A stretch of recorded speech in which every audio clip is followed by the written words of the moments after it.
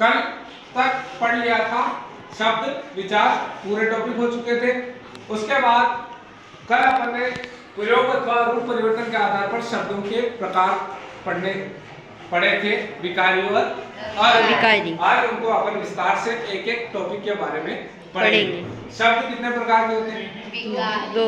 रूप प्रयोग अथवा रूप परिवर्तन के आधार पर दो प्रकार के, विकारी और अविकारी। विकारी शब्द किसे कहते हैं और अविकारी शब्द किसे कहते हैं? विकारी शब्द संज्ञा, सर्वनाम, विशेषण और क्रिया। इसकी परिभाषा हमने कल आपको बता दी थी, है ना। अविकारी शब्द किसे कहते हैं? क्रिया, क्रिया विशेषण, समुच्चय बोधक, संबंध बोधक और विस्मयादि बोधक। ये किसके भाग हैं? अविकारी। और विकारी के क्या है? संज्ञा, सर्वनाम, विशेषण और क्रिया। किसके भाग हैं? विकारी।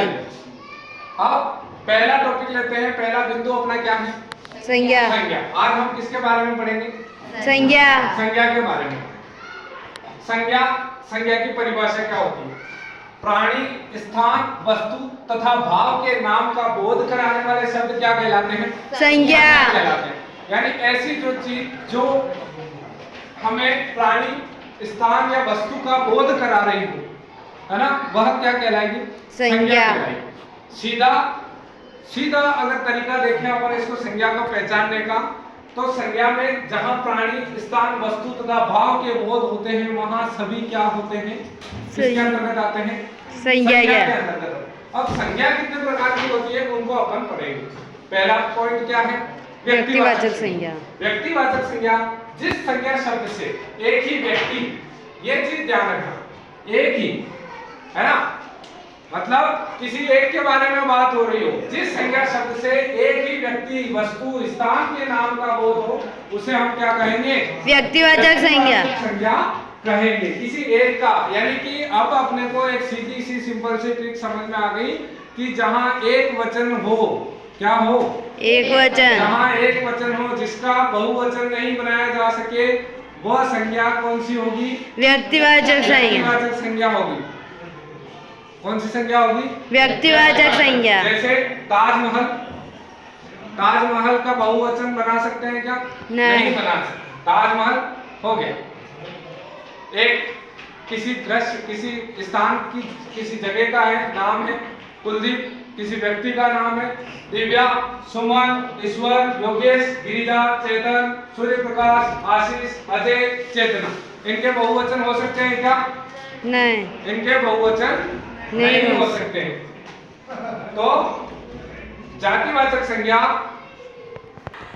जातिवाचक संज्ञा, जिस संज्ञा शब्द से किसी जाति के संपूर्ण प्राणियों, स्थानों, वस्तुओं, स्थानों आदि का बोध होता हो, उसे हम क्या कहेंगे?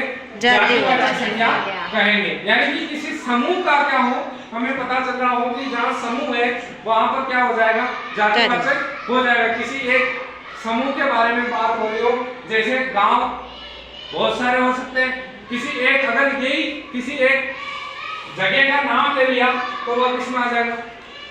व्यक्तिवाचक। जैसे हिमालय किसमें आएगा? व्यक्तिवाचक, है ना। और इसी जगह गांव है, नगर है, परिवार है, गाय, भेड़, पेड़, फल, फूल, धातु, ये सब क्या है? जातिवाचक। जातिवाचक। अगर मैंने इसमें धातु में अगर मैं कह देता हूँ लोहा, लोहा, तो किसमें चला जाएगा? व्यक्तिवाचक। व्यक्तिवाचक में चला जाएगा। क्यों चला जाएगा? क्योंकि वह एक विशेष किसी एक चीज को पिन पॉइंट कर रहा है।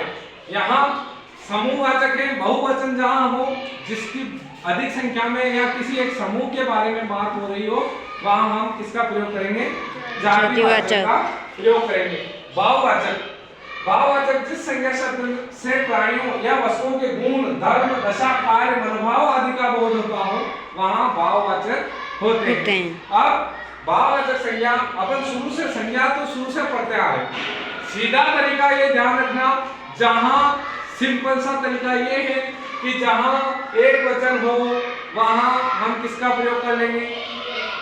व्यक्तिवाचक का प्रयोग कर सकते हैं। पर मैंने पिछली बार भी कहा है, सीधा होगा, केवल ट्रिक हमेशा वही काम आती है जहां आप एक अनुमान लगा सकते हैं 75%, 25% आपका क्या होगा? गलत हो सकता है। तो 90% 75% अपन ये कर सकते हैं जहाँ एक वचन हो, जहाँ जिनका बहुवचन नहीं बनाया जा सके वहाँ क्या हो सकता है? व्यक्तिवाचक। व्यक्तिवाचक। पर कई बार जब इनमें भाववाचक की संख्या, जब आगे इनके बहुत सारे ऐसे उदाहरण आते हैं जिसमें जो बहुवचन होता है वह किसमें आ जाता है? व्यक्तिवाचक संख्या में आ जाता है। इसलिए यहाँ इसमें वापस जाकर आपको कंफ्यूजन होने की जरूरत नहीं है। जहाँ किसी एक के बारे में बात हो वहाँ आप कौन सा लगा देंगे?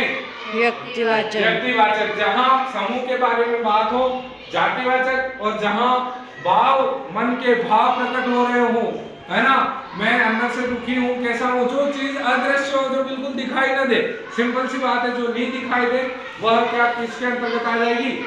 भाव के अंतर्गत आ जाएगी। दुख दिखता है क्या? नहीं। भाव से प्रकट होता है कि अगर उदास बैठा है तो दुख है। खुशी, अगर हंस रहा है, मस्त घूम रहा है तो क्या होगा? खुशी, है ना। ज्यादा हंस रहा है तो क्या होगा? खुशी। क्या दिख रही है कितनी खुशी है? देख सकते हो क्या? 1 किलो खुशी है। ऐसा पॉसिबल है क्या? नहीं। है ना यार, इसको तो आधा किलो गम है यार, दुख है ये आधा किलो, हो सकता है क्या? नहीं हो सकता। अपन उसको नहीं देख सकते। जो चीज अदृश्य है, जिनको मन के भावों को जिनको हम देख नहीं सकते, दया, इसमें 100 किलो दया है ना? दया है क्या? इसमें तो 1000 किलो इंसानियत है। पॉसिबल नहीं। जो चीज अदृश्य हो वह दिखाई नहीं देती है। इसके बाद भाववाचक संज्ञा को भी 5 जातिवाचक से बनेंगे, मित्र से मित्रता, सर्वनाम से बनेंगे सर्व सर्वस्व, विशेषण से बनेंगे भयानक का भय हो जाएगा, क्रिया का चलना और चाल हो जाएगा, और अवयव से दूर से दूरी हो जाएगी। आज हमारा सिंपल सा टॉपिक संज्ञा खत्म। अब हम कल किसके बारे में पढ़ेंगे? सर्वनाम के बारे में कल पढ़ेंगे।